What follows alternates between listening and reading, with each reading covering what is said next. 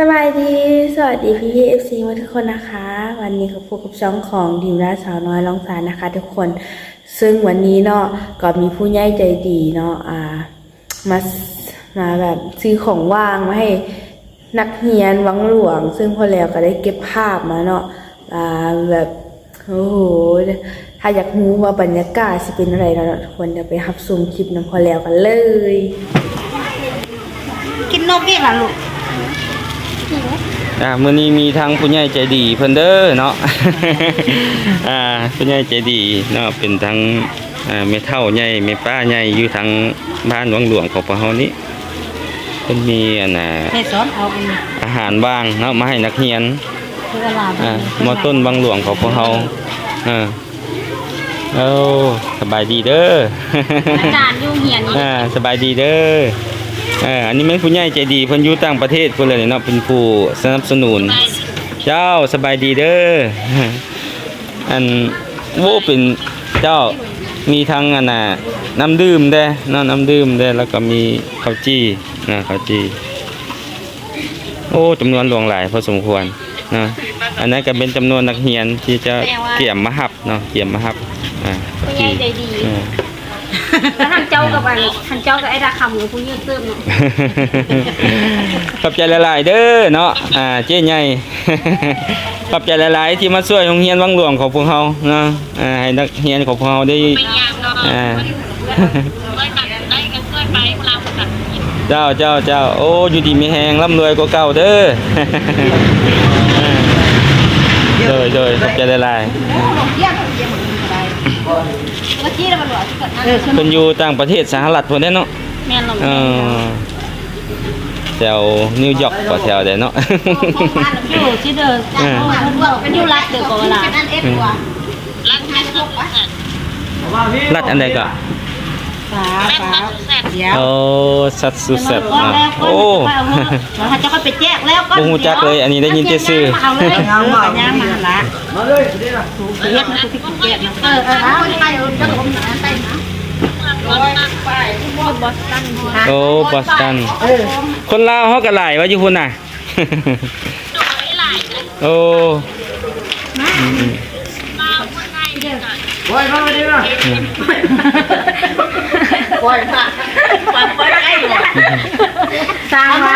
มี100ป่ายคน110ป่ายนี่แหละมี110ป่ายคน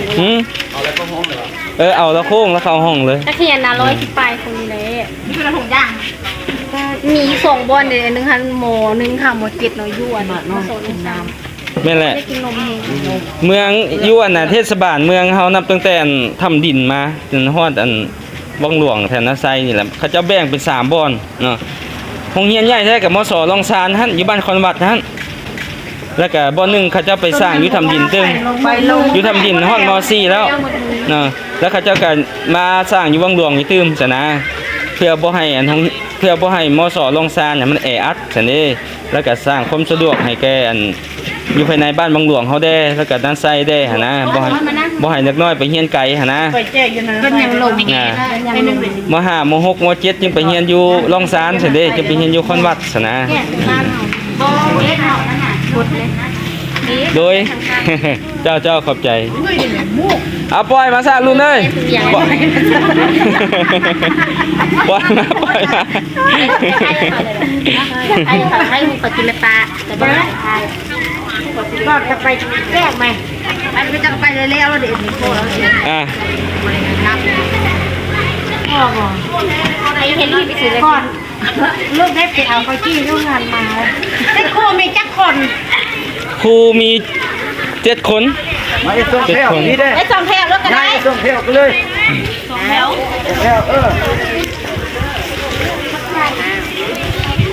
บ่ให้มันขาดกันไหมลูกมาติดๆกันเลยบ่ต้องให้มันขาดกัน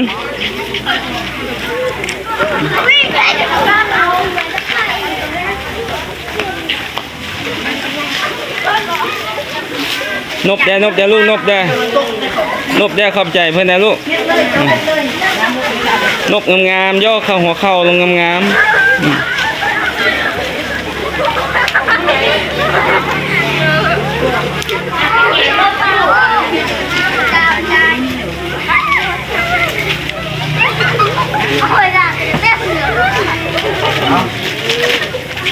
ข่มุกเดี๋ยวคนนี้หน้าคนคนมาพริกมาต้มอันนี้เลย ข้าวมึงใส่แกงรสเจ้าเนี่ยคือ เดี๋ยวก่อนสลัดยุ่งโต ออกไปพุ่นไหมลูกออกไปทางพุ่นแม่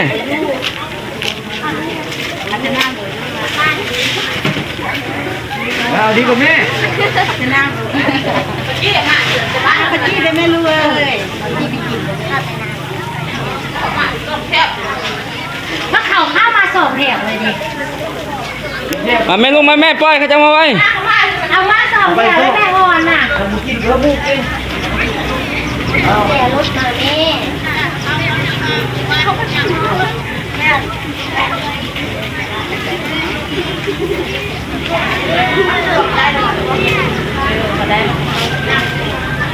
ออกมาออก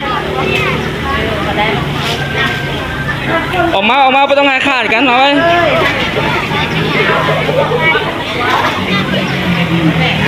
มาแม่ลูกมาแม่มาแม่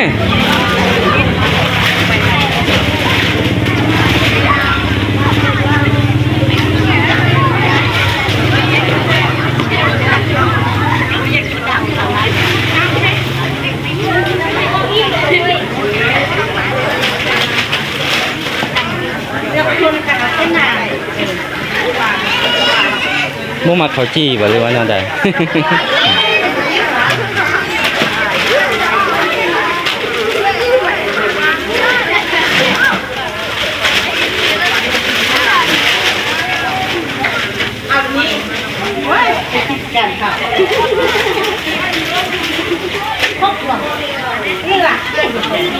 อย่างมาบ่ต้องให้มันขาดแถว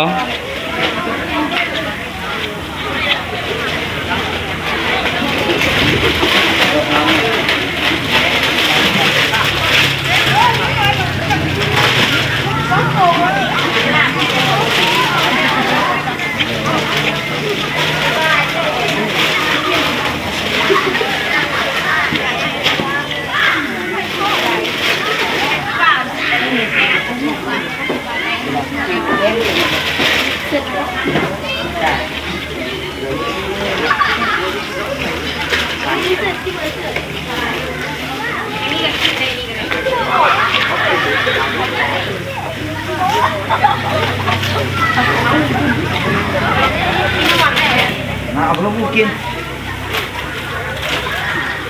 เอากระบุกกินเอา กระตุกน้ำรักษาไว้เด้อลูกเด้อบ่ต้องทิ่มซาทรายเด้อ สั่งไว้เลยตุกน้ำเนี่ยเรียนครับจำไว้เรียนไม่ยาก ต้องทิ่มโลเลได้อ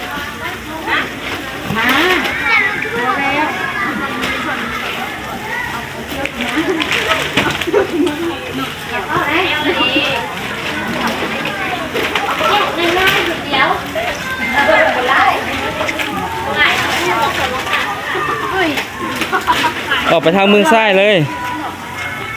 มอสอลองซานมี1,600 ปลาย1,600 ปลาย โอ้กะจีหักปากก็เลยนมหลาย เอาแกะเลยนะพ่อ ผู้ส่งก้อนเพ้อเลยไหม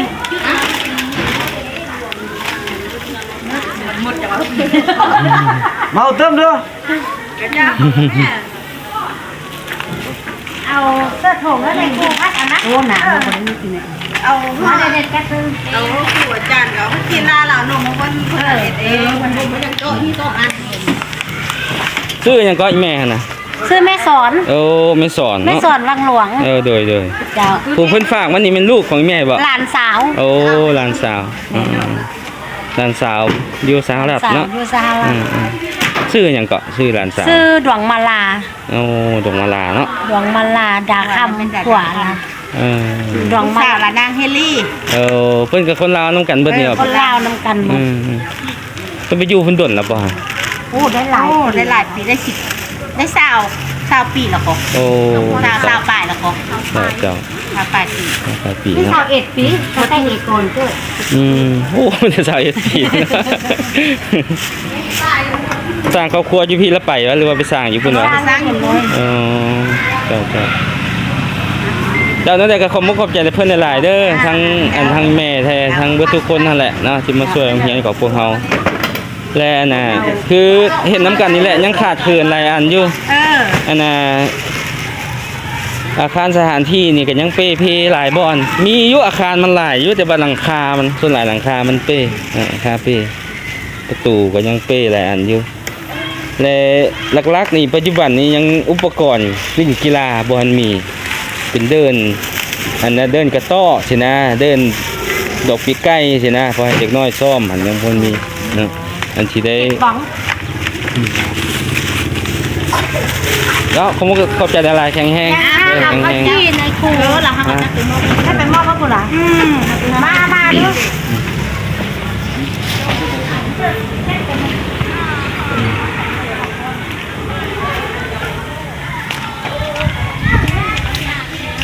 เป็นอะไรดีใจอยู่ว่าได้รับข้าวจีนะดีใจอยู่บ่เพิ่นมาแจกฟรีเนาะอันเดียวบ่อยากดัง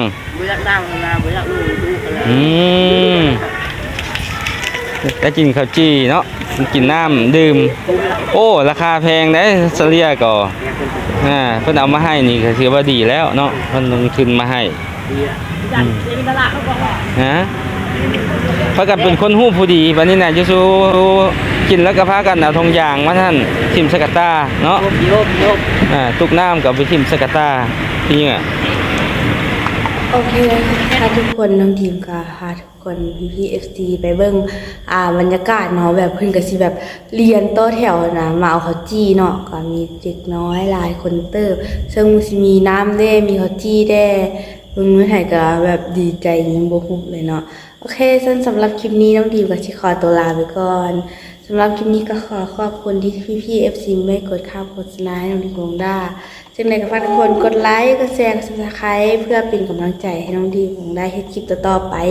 และที่สำคัญก็อย่าลืมกดกระดิ่งเพื่อไม่พลาดคลิปใหม่ๆจากซองน้องดีของด้าสำหรับคลิปนี้ก็ขอกล่าวคำว่าสบายดีสวัสดีนะคะทุกคนบ๊ายบายเจอกันที่หน้านะคะ